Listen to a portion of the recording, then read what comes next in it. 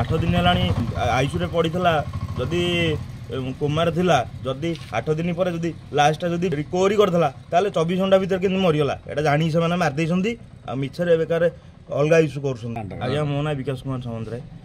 काली आम जाइथिलु medical T जेतले तांकर जने डॉक्टर से डॉक्टर कहले जे जे ट्रीटमेंट करथिले दिलीप कुमार सामंतराय को कहले जे वर्तमान दिलीप कुमार वर्तमान 80% भल अछंती तो जदि गोटा लास्ट 8 दिन है आईसीयू पड़ी जदि कोमार थिला जदि 8 दिन पर जदि लास्ट जदि रिकवरी करथला ताले 24 घंटा भीतर के मरीगला एटा जानी से माने मार देइछंती आ मिछरे बेकार अलगा इश्यू करछंती किंतु मार देइछंती काहेकि केस हबो कोन हबो बेली मार देइछंती मो दादा सकाळे ठीक थिले कथावार्ता करथिले सकाळे काली सकाळे कथा काली सकाळे पूरा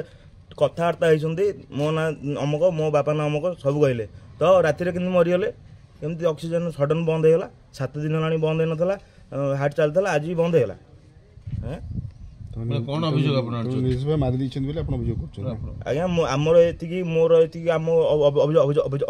अभियोग जे आमको उचित न्याय मिलू आउ से मेडिकल बंद हो आउ कि दरकार नहीं।